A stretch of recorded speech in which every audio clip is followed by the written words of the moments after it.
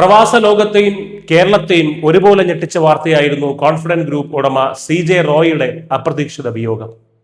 ഇതൊരു സാധാരണ ആത്മഹത്യയായി കണ്ട് തള്ളിക്കളയാൻ വരട്ടെ.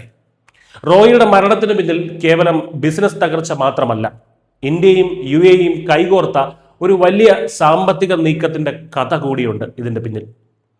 വിദേശത്ത് വിയർപ്പൊഴുക്കി സമ്പാദ്യമുണ്ടാക്കുന്ന ഓരോ പ്രവാസിയും വമ്പൻ ബിസിനസ്സുകാരും അതീവ ഗൗരവത്തോടെ കേൾക്കേണ്ട ചില യാഥാർത്ഥ്യങ്ങളാണ് ഈ സംഭവത്തിന് പിന്നിലുള്ളത്. റോയിയെ സമ്മർദ്ദത്തിലാക്കിയത് യഥാർത്ഥത്തിൽ എന്തായിരുന്നു? റോയിയുടെ മരണത്തിലേക്ക് നയിച്ച സാഹചര്യങ്ങളെക്കുറിച്ച് പുറത്തു വരുന്ന റിപ്പോർട്ടുകൾ വിരൽ ചൂണ്ടുന്നത് 2018 ഇന്ത്യയും UAEയും ഒപ്പുവെച്ച സാമ്പത്തിക കുറ്റകൃത്യങ്ങൾ തടയാനുള്ള ഉഭയകക്ഷി കരാറിലേക്കാണ്. ലളിതമായി പറഞ്ഞാൽ UAEയിൽ നിക്ഷേപിക്കുന്ന പണത്തിന്റെ ഉറവിടം വ്യക്തമല്ല എന്നുണ്ടെങ്കിൽ ആ വിവരം ഇന്ത്യയുമായി കൈമാറാനും അന്വേഷിക്കാനും ഇരു രാജ്യങ്ങൾക്കും അധികാരമുണ്ട്. റോയിയുടെ കാര്യത്തിൽ സംഭവിച്ചതും ഇത് തന്നെയാണ്.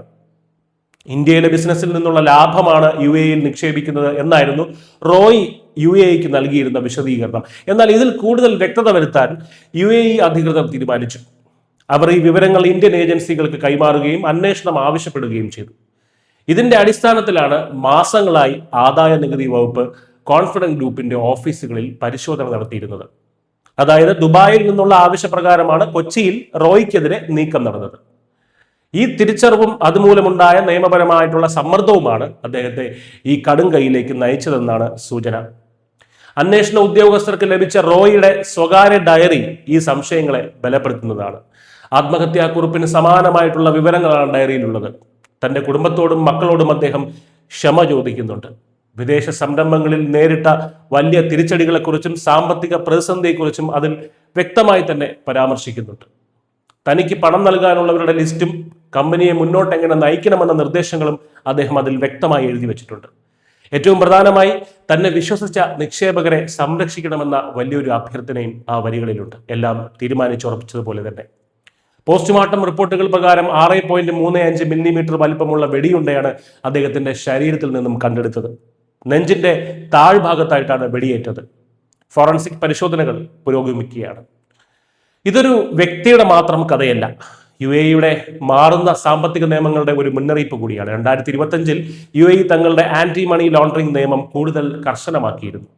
10ാം നമ്പർ ഫെഡറൽ ഡിക്രി പ്രകാരം നിയമപരമല്ലാത്ത പണമാണ് നിക്ഷേപിച്ചതെന്ന് തെളിഞ്ഞാൽ ആ ആസ്തികൾ കണ്ടുകെട്ടാൻ UAEക്ക് അധികാരമുണ്ട്. സിനിമ, രാഷ്ട്രീയം തുടങ്ങിയ മേഖലകളിൽ നിന്നുള്ള പണം റിയൽ എസ്റ്റേറ്റിലേക്ക് ഒഴുകുന്നുണ്ടോ എന്ന് ഇരു രാജ്യങ്ങളും കർശനമായി നിരീക്ഷിക്കുന്നുണ്ട്.